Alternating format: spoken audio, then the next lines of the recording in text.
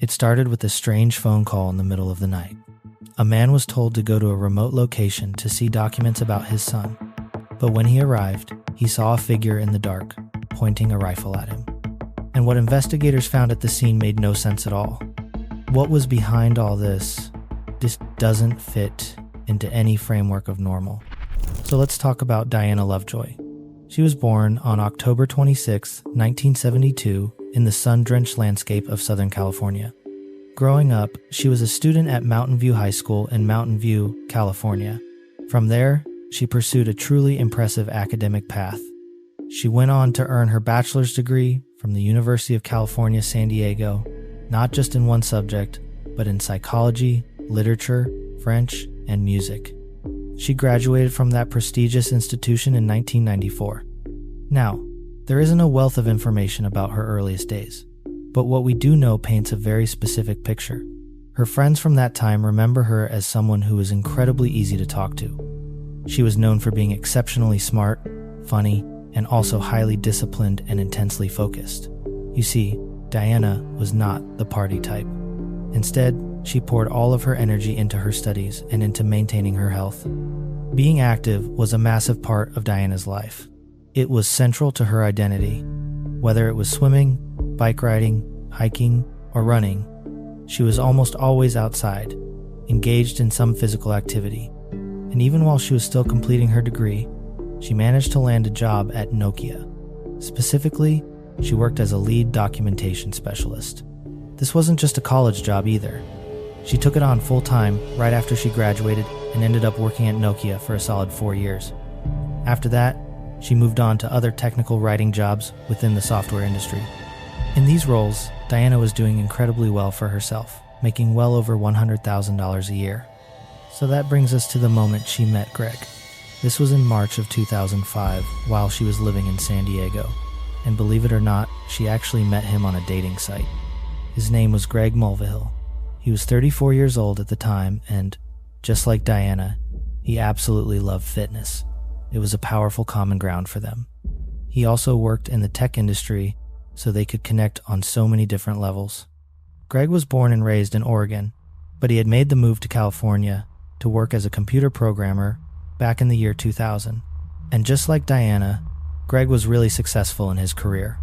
He was very focused at work, incredibly determined. In many ways, he really matched Diana's energy. Diana was genuinely happy with Greg and their relationship. Everything seemed to be going perfectly. It felt like they had each met their perfect match, and their friends and family all say that this was a very happy time in both of their lives. And so, after 2 years of dating, the two of them decided to take the next step and get married. They officially tied the knot in August of 2007. Soon after, they bought a home together in Carlsbad, California. Now, Carlsbad is an extremely affluent area. You could say it's known for its beautiful beaches, its serene lagoons, high-end shopping, and most importantly, it's the home of Legoland. Things were going great for them. They were happily married, both successful in their careers, and they were building a truly solid future together. Then, in 2008, Diana decided to temporarily leave her traditional job. She wanted to see if she could forge a new career in the world of physical fitness. She dedicated her time to becoming a fitness coach, helping people train specifically for triathlons. And around this same time, Diana became a YouTuber. And let me tell you, this was in the very early days of YouTube, long before it became the platform we know today. She created cooking tutorials, showing people how to make quick, healthy, ready-to-eat meals. I know that you don't have all day. We've got mouths to feed. Welcome to my kitchen. So first, get out some angel hair and get ready to go. You need 2 cups of broccoli, 8 ounces angel hair. My trick is fresh garlic pressed and ginger thinly sliced, sauteed with oil for a minute. And in these videos, Diana comes across as very sweet, right? She seems completely harmless. So eventually, Greg and Diana decided they wanted to start trying to have a baby. They were ready to start a family. But unfortunately, this became a difficult and painful journey for them. They actually suffered 8 miscarriages, which is just an unimaginable amount of loss to go through, especially 8 of them. And with each loss, their relationship seemed to take a bit of a hit. The specific details of why their relationship was starting to crumble aren't entirely clear, but I know that miscarriages are not easy. They put a tremendous amount of stress on any relationship, and by the 8th miscarriage, it was looking like their marriage was close to ending. They were arguing a lot, and things just were not the same anymore. But then, they decided to try one more time for a baby, and this time, Diana was able to carry the baby to full term. But her pregnancy with her baby boy was anything but easy. It was considered high risk from the very beginning, and she faced a lot of difficulty throughout it. From feeling sick and weak to being unable to move on some days. But she did end up delivering a healthy baby boy on September 12th, 2012. And even though they experienced a lot of joy after finally having a child of their own, after everything they had been through, Diana and Greg were still not happy with each other. By this time, Greg was unemployed. This left Diana with the immense pressure of being the sole breadwinner for the family, which really took a toll on her. She couldn't pursue the fitness gig full-time anymore, but she continued to do it on the side and picked up another senior technical writer position at Salesforce in May of 2014. But working full-time and being a new mother was not easy for her, especially because she suffered from chronic fatigue and what she believed was fibromyalgia, and I can definitely sympathize with Diana here. I also have fibromyalgia, and it can sometimes be debilitating. It's an awful condition that causes full-body pain and fatigue, and it can really take a physical and mental toll. And Diana became convinced that her son also had fibromyalgia. So by 2014, when their son was just 2 years old, Diana and Greg hit a breaking point in their relationship. It's been reported that one of the main contributing factors to the downfall of their marriage was Diana's paranoia that her son was sick. She refused to take him to see anyone, but she insisted on giving him large doses of medication that is described as being similar to Mucinex. Greg, on the other hand, refused to believe that his son was sick. He didn't think he was, and he was very against him being given all of this medication. So Greg ended up filing for divorce in August of that year, ending their 7-year marriage. He moved out, but he was committed to making a co-parenting situation work. But their divorce and the subsequent battle for custody ended up lasting for 2 years, and it was extremely bitter. It really got bad. One day, when Greg got home from work, he was met by a sheriff who handed him a temporary restraining order from Diana. It turns out she had gone to the police station just days prior and told them that her husband was sexually abusing her. And not only that, she said that he was also sexually abusing their son. And obviously, an accusation like this is not going to be brushed off in most cases. So when it came to settling their divorce, Diana was favored heavily. Child Protective Services and law enforcement ended up doing several evaluations, and in the end, Greg was only granted 10 hours a week of supervised visitation with his son, and this went on for a long time. Their son had to go through dozens of evaluations himself, and through it all, Greg maintained that he was innocent, that he would never harm his son. By November of 2015, the investigation into the sexual assault claims finally ended, and everyone involved agreed that there was no way that Greg could have been abusive towards their son. First of all, the child showed no physical or psychological signs of abuse, and most of the evaluators ended up saying that Greg was an incredible father. They were very impressed with him and with how much their son loved him, and they actually said that they believed Greg should be the primary caretaker. So at that point, there was a ruling to change their custody agreement, and Greg was given a 50-50 time split with Diana. And not only that, now Diana was going to have to pay Greg $100 a month in child support. So eventually, their divorce was finalized on June 26, 2016. In their settlement agreement, it was decided that Diana would keep their home, but she would have to pay Greg $120,000 within 90 days. And this really upset Diana, of course, because she had to sell her condo in Encinitas to obtain the money. So, conveniently, around this time, Diana picks up an interest in guns and shooting. She decided she wanted to learn marksmanship. So she found a range called Iron Sights, which was not too far from her home in Carlsbad. Iron Sights is a public indoor shooting range where Diana bought a handgun and began taking shooting lessons. Eventually, she met an instructor named Weldon McDavid Jr., and she ended up taking private lessons with him. So Weldon was around 48 or 49 years old when he met Diana, and he had a particular interest in her because she explained that her ex-husband was abusive. She claimed she wanted to protect herself from him and also protect her son. And Diana was actually not the first woman who came to Weldon for private lessons, specifically to protect themselves from an abusive partner. A few years back, there was a woman named Crystal Harris who came into the shooting range where Weldon was working. He remembers her walking into the store with a look on her face that he said he couldn't ignore. So he asked how he could help her, and Crystal explained that she was looking for a gun because she was afraid for her and her son's life. And Weldon did not hesitate to help her. You see, Weldon is a natural protector. Actually, he served in the Marines for 12 years. But he told Crystal that if she was going to be buying a gun, she needed to be prepared to kill her husband, if that's what it came down to. And she told him that she had it in her, that she could kill her husband if she needed to. Okay, today I'm going to teach the 5-minute shooting lesson, made famous here at shooting range I work at. So, a little while after she purchased the gun, Crystal came into the shooting range and played Weldon an audio clip that she had recorded while she was being abused by her husband. And at that moment, Weldon said he remembered wanting that man dead. Crystal also decided at this time to go to the police, and she brought in that audio recording as evidence. Her husband was arrested, but he made bail, and she feared for her life at that point, so she contacted Weldon. So he ended up coming to her house and helped her find safe hiding places in her home and also taught her a handful of self-defense moves. Luckily, Crystal's husband ended up being convicted of a sex crime before he could harm her any further, and Crystal publicly noted that Weldon helped save her. And this side story is important because it shows Weldon's character and his desire to help someone he perceives to be in danger. So when Diana Lovejoy showed up at the shooting range and told Weldon about her ex-husband being abusive to her and her son, he felt like Diana was another woman in danger who needed his help. And the two of them grew pretty close, pretty fast. And Weldon's wife, Leah, was not happy about this at all.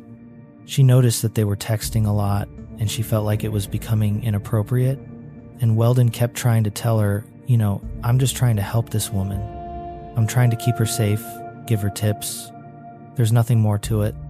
But Leah felt like Diana was texting her husband way more than was necessary. And that ended up leading to issues in their relationship. And the two of them also had a son. So that made Weldon even more concerned about Diana and her son. So even though Greg had been awarded 50-50 custody of their son, Diana did not want to accept that. She was still trying to fight for full custody in court. And throughout all their court hearings, she maintained that Greg was sexually abusive, even though several evaluations had already proved he wasn't. Greg knew that she was trying everything in her power to keep him from his son. So that brings us to September 1st, 2016. Greg gets a strange phone call during the night. It came in at about 10:30 that night. Greg answers it, and when he does, there's a strange, deep voice on the other end. The man tells Greg that he's a private investigator and that he has some information regarding the custody of his son. In particular, he said he had some documents that he needed Greg to look over, and when Greg asked to see the documents, the man said he would have to show them to him in person. This supposed private investigator tells him that he will let him know where the documents are going to be and that he's going to have a short window of time to go there and view them. 2 minutes later, he calls back. He tells Greg that the documents would be attached to a pole off a dirt path on Avenida Soledad, which is a very random place right off the road, as you can see from this map. And that's all he said. So, Greg leaves this phone call feeling very worried and very confused. He ends up calling the non-emergency dispatch to see what they think. Is it safe for him to go? And their consensus was, it's ultimately up to him, but they did tell him that it seemed a little off. But ultimately, Greg decides to go. He said he felt like he had worked so hard to clear his name and to get 50-50 custody of his son, so he didn't want to take any chances that the case could possibly be reopened. He wanted to see what this was all about, but he decides he shouldn't go alone. So he calls up his boss, who's actually a good friend of his, a man named Jason Kovac, and the two of them go to this strange pole. It was around 11 p.m. that they arrived at the dirt path that leads to the pole. They start trekking up the dirt path in search of this pole that contains these alleged documents. Now, during the day, finding this pole would have been really easy and relatively safe. But that night, It was the start of a new moon, and it was one of the darkest nights of the month. As they head towards the pole, they only have a small bicycle light with them to use as a flashlight, and their only weapon is a child's baseball bat that Jason is holding. So they use their light to kind of illuminate the path, and when they get to the pole, all they see is an angry bird's towel. They immediately felt weird about the whole situation. So Greg shines the light around the area. He doesn't see the papers on the pole, so he thinks maybe they blew away. He's looking around for them. Eventually, he shines the light up the hill, and that's when he notices that they're not alone out there. He sees a man lying in the dirt, dressed in camo, pointing a sniper rifle directly at them. One. Yeah. My friend has just been shot. Do you know who shot him? There's a guy lying down like a sniper. A sniper? Did you see him at all? Briefly, we saw the gun, and he shot at us like 6 or 7 times. It's not clear who exactly said it, but one of them yells out, "Gun" or "Run." It's also not clear which word exactly was said. But anyway, the point gets across to both of them, and they take off running in the opposite direction. And this man lying on the ground starts shooting at them a total of 7 times. And luckily, only one of those shots actually hit Greg. He sustained a serious injury to his chest, to the left side of his heart. He was just running on adrenaline, so he didn't even realize that he had been hurt until they got back to the car. But once he realizes what happened, his body starts shutting down, and he knew it was bad. Jason knew it was bad, so he decides to pull over, and he calls 911, and Greg was bleeding onto the front seat of the car. On a dirt road, just running along, and I did have to Greg was quickly rushed to the hospital, and police went out and searched the area. They even had helicopters circling around to see if they could find this person. And at first, police thought they were looking for a random active shooter, that it was unrelated to why Jason and Greg were actually out there that night. They thought it was just random. And when they searched the area, they came up with nothing. Literally nothing. They didn't even find the shell casings.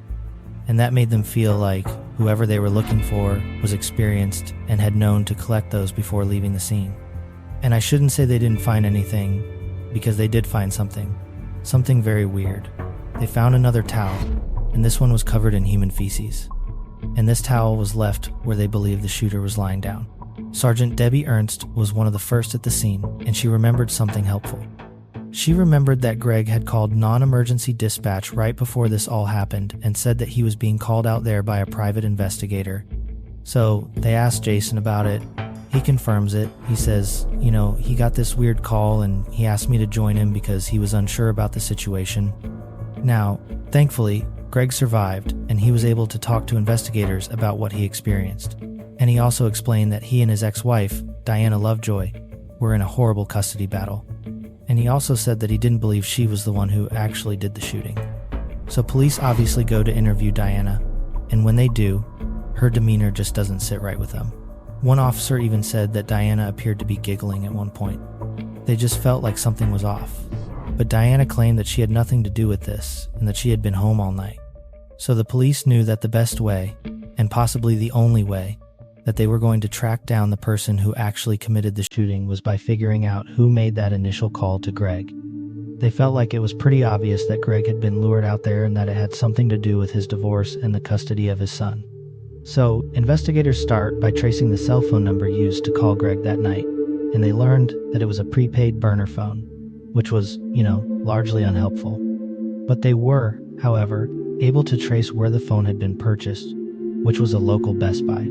So police were able to obtain CCTV footage from that Best Buy, and they combed through the tapes, waiting to see who exactly purchased that phone. And it wasn't long until they spotted none other than Diana Lovejoy in the footage, buying the phone that was used 2 weeks later to lure Greg to where he was supposed to meet his end.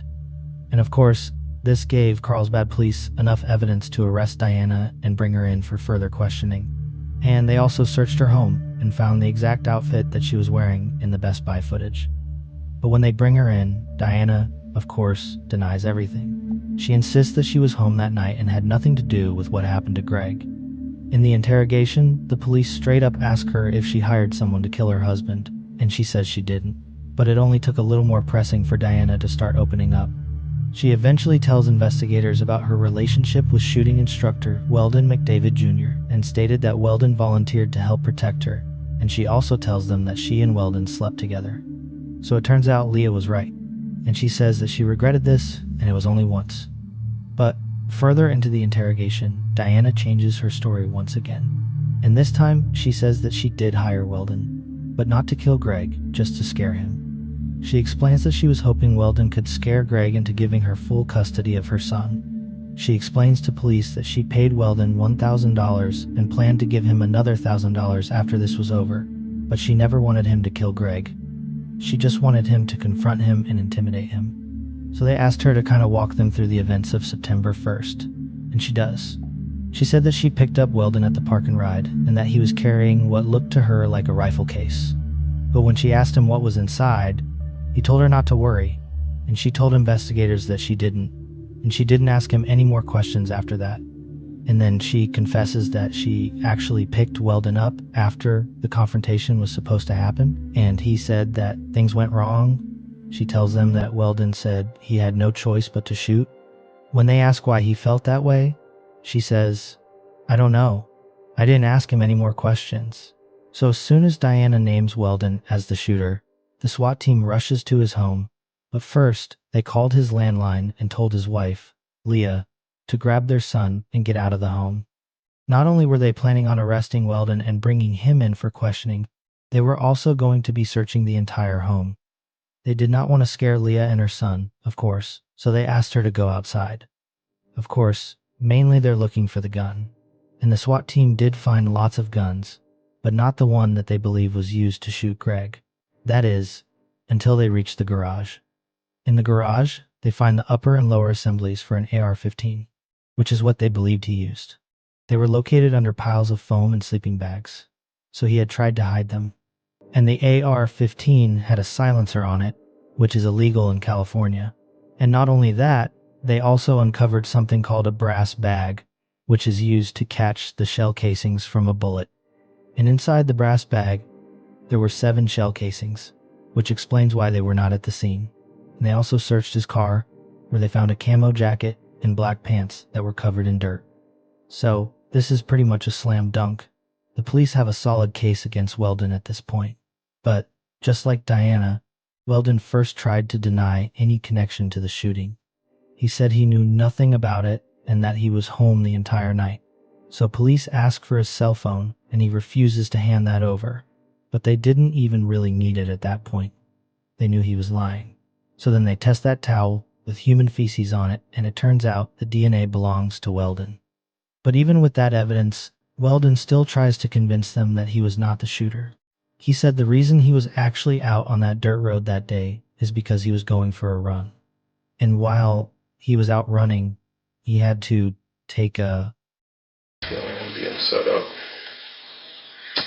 By who? In fact, I know I'm being set up. Who's setting you up? So he uses this towel and decides to leave it out there, and that's why his DNA is out there, not because he was the shooter.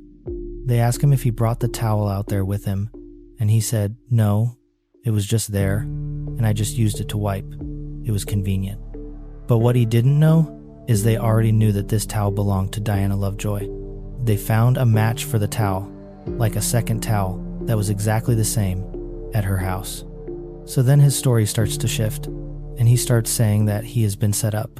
He repeats this several times, and he ultimately knew that the police thought he was guilty. So he explained that Diana was setting him up. He was probably 30 or so feet ahead of me, heading back towards the car, and while we were running, I heard about 6 more rapid gunshots. He did admit that they had sex and that he believed he was protecting Diana against her abusive husband.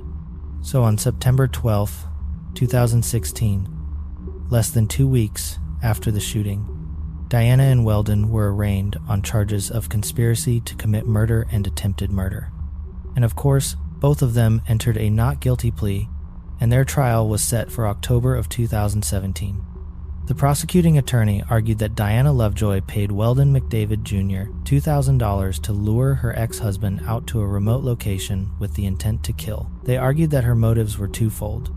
A, to get full custody of her son, and B, to get out of having to pay that $120,000 that was due to Greg just 2 weeks after he was shot. The prosecutor knew that Diana and her defense team would attempt to point fingers at Greg's alleged abuse, of course, so they decided to address it directly. Greg gets on the stand, and they ask him if he had abused Diana or their son, and he says, "Absolutely not." Greg explains that the reason he decided ultimately to go and see these documents that night is not because he was guilty of anything, but because he had worked so hard to gain equal custody that he didn't want to risk anything that would reopen the custody case. But the defense attorneys argued that no innocent man would go seek out this information unless they had something to hide, but Greg still maintains his innocence.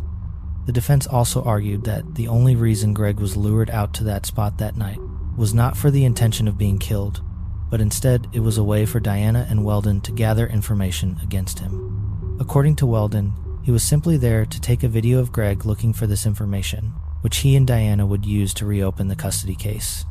They believed that an innocent person wouldn't have gone out seeking the information in the first place, and the defense argued that their intention was never to actually kill Greg.